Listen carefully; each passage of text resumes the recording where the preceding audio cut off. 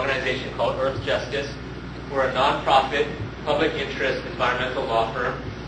Our organization actually is a national organization. We have 8 offices nationwide, including an office in Honolulu, which serves all of Hawaii as well as the larger Pacific area. We're committed to helping people and communities in their efforts to preserve and restore their natural, environmental, and cultural heritage. Basically, what makes their island home, what makes their community special, the things that they cherish as they lived here, as they grew up here, and the things that they want to see go on. So their children, so their grandchildren, so their grandchildren's children can continue to enjoy them as well. And we're a law firm, and we represent clients, community clients, pro bono, which basically for free, to again help people in that mission of theirs. Thank you. I like to stress along those lines that where we serve, ultimately the legal profession is a service industry. And it all begins with the community, with folks like you that come out at 6 o'clock on a weekday to listen to presentations like this. This is where it begins, right here. And I'm really impressed in a small town like this to get a turnout like this. I mean, it feels Oahu, you would probably see a percentage of this many people. And yet in a small town like this, this just shows me how committed this community is, how interested this community is in their rights and the future and where we're going from now. So thank you for coming out, and I hope you enjoy this presentation, which is going to cover a little bit of the work we do at Earthjustice in the area of stream protection and restoration. Can you folks see it? Am I blocking? Maybe I should go on this side. Stream protection and restoration, and which deals generally about water rights and water law. I'm going to discuss first a little bit about the Waiahole case, which some of you may have heard about. It's a landmark case that involved a water dispute on the island of Oahu, involving a plantation ditch that took water from the windward side to the leeward side, much like what you see here in Maui. And it was a landmark case that we'll discuss to establish a lot of the law that we're going to now try to apply to Maui, to enforce on Maui, to make sure we see the same kind of good results of stream restoration and preserving, again, what makes this place special, what makes Maui, what makes Hawaii special. So this is a picture of Iao Stream on Maui, as you know, on the Mauka reaches of the Iao Stream, which is free-flowing.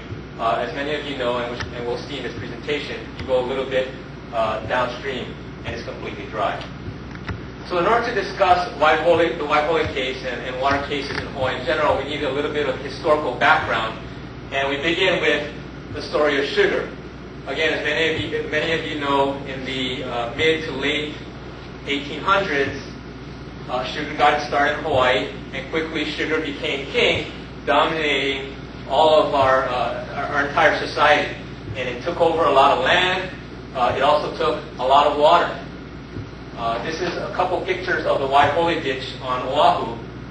This, I think, is a picture of when the part of the ditch when it first was constructed. Back in the old days, it was the turn of the 20th century.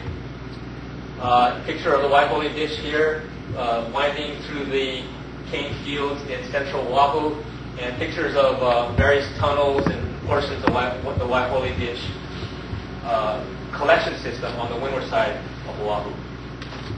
And a schematic of the Waiahole ditch here. Basically what it does is there's tunnels that are punched through the mountains, and they collect water that drains through the lava rock and is stored in that porous lava rock in what they call dikes. And then they flow through these tunnels, and there's a collection, sort of ditch that winds along the Kolau range on the east side of the Oahu Island at a very high elevation. Then the water flows through this tunnel and it punches right through the Kolau range, and then it ends up on the leeward side of the island, the central plain, where it used to irrigate sugarcane. Well, we talked about the sugar side, the sugar industry side of the story. Now there's another side of the story that has been buried and suppressed for many decades, sometimes more than a century, and that is the streams and the communities from which the plantations took the water. And when we talk about streams, we have to envision it as Duke said, an ecosystem.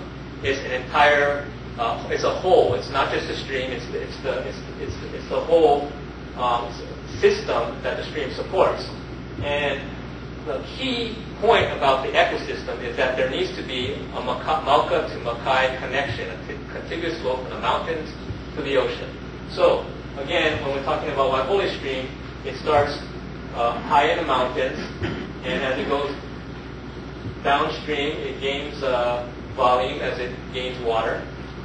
And then it meets the ocean at the mouth of the stream, where there's a lot of intermixing, and you have that brackish area, which is a very fertile breeding ground for fish and stream life and also marine life. And here's an aerial shot of Kaneohe Bay, where Waiahole Stream and other streams empty out into.